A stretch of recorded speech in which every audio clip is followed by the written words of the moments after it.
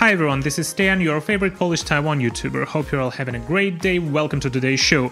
Today let's talk about the anti-war declaration signed by 4 retired Taiwanese professors. Recently, a joint statement titled Anti-War Declaration was published by 4 retired university professors in Taiwan, and this caused a widespread backlash amongst the people. What is interesting is that the statement called for Ukraine to give up resisting and directly negotiate with Russia, stating that Ukraine's fight against Russian invasion and refusal to surrender had led to worldwide inflation and hunger in some regions of the world. But honestly, why don't you just ask Russia to stop invading? Tell its army to leave Ukraine now.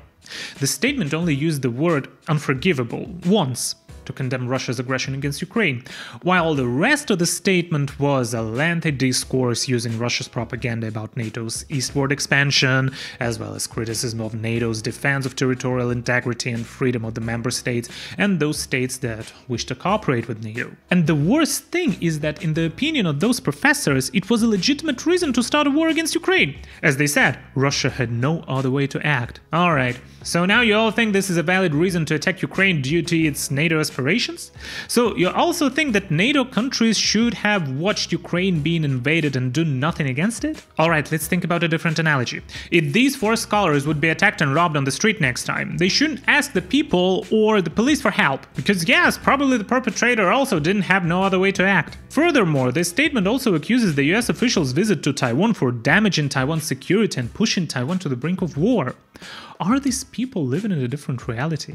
Honestly, what's wrong with the US officials visiting Taiwan? Democratically elected leaders are visiting a friendly democratic nation. What's the problem here? Why don't you condemn the Chinese Communist Party for being a troublemaker by launching military exercises around peaceful Taiwan and actually posing threat to the regional security? You don't do that and instead choose to condemn the United States officials for visiting Taiwan? Hello? What did you teach your students in the Taiwanese universities? Your statement really makes me feel very uncomfortable. These professors also said that Taiwan should maintain an equal distance in diplomatic relations with world powers.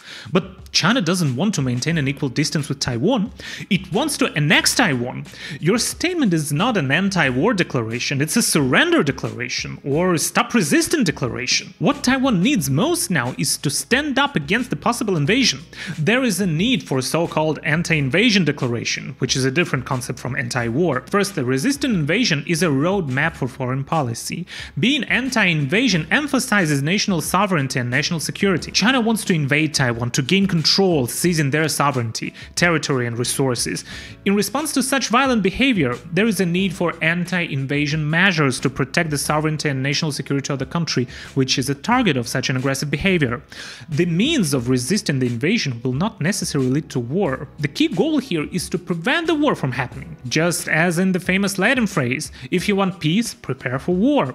For example, strengthening military defense capabilities, purchasing defensive weapons. Also, make your technological research and development truly independent. Invest into defense education as well as civil defense courses. Preparing for war is a legitimate action that many countries are taking. Even in Switzerland, which currently does not have any external enemies that are trying to invade their country, they still implement all the measures to protect their country. All men have to serve in the army, for example, and many people are receiving the necessary training, not to mention other countries facing aggression, such as Israel, for example. Taiwan's current measures to be prepared for war are still insufficient.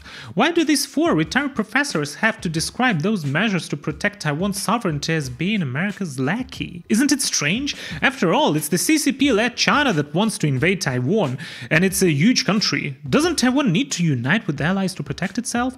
Why should unity be described as being someone's lackey? Then may I ask these 4 if they want to say that Russia is also China's lackey, or Belarus is Russia's lackey. So, do these 4 professors deliberately misunderstand the meaning of being anti-war supporters? Being anti-war is usually a call within a country, especially for the people of a country that launches a war or wants to invade another nation.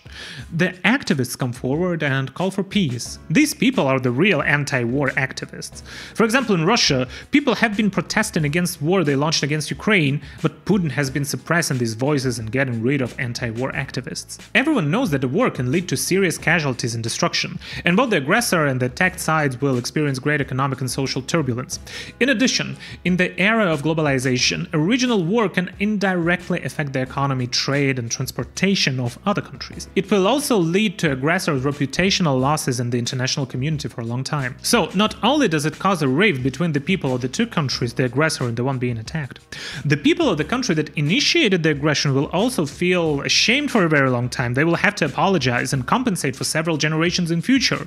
Therefore, these four professors should issue an anti-war statement against Russia and China rather than condemning Taiwan, Ukraine, and the United States, as well as NATO. Also, there is one point in their anti-war statement that I find ridiculous. They demand to stop the United States military imperialism and economic sanctions. What? If the United States is imperialist, then countries like China, Russia, North Korea, which have blurred lines between party armies and national armies, aren't they the super military imperialist countries? They also mentioned that economic sanctions do not harm the political and economic leaders of the country. So, does that mean these four professors are calling for continued investment in these dictatorships, allowing them to access more foreign capital to produce more planes, missiles, and weapons? Should these dictators use the US's own money to bribe American politicians and appease these aggressors?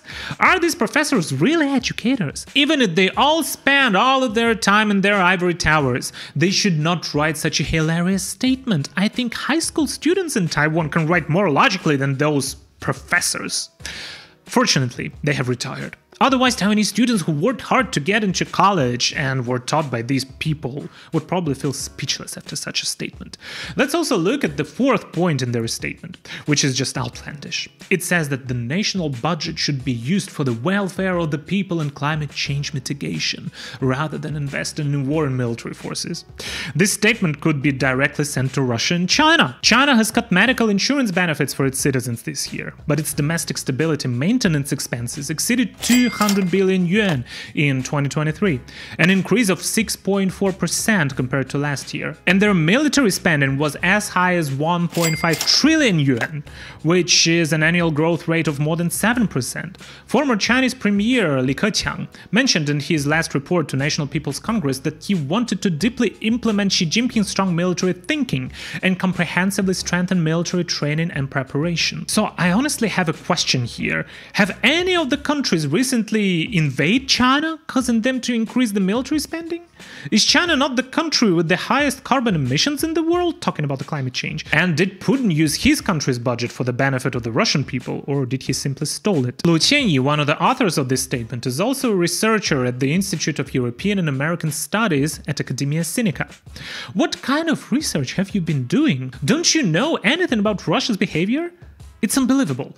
They are not only misleading the younger generation, but also attempting to influence Taiwan's national security. As a worker at Academia Sinica, I think you should feel ashamed for the impact you have had on Taiwan. So we see that the world is becoming more and more dangerous place, and there are more and more people advocating to surrender to the dictatorships.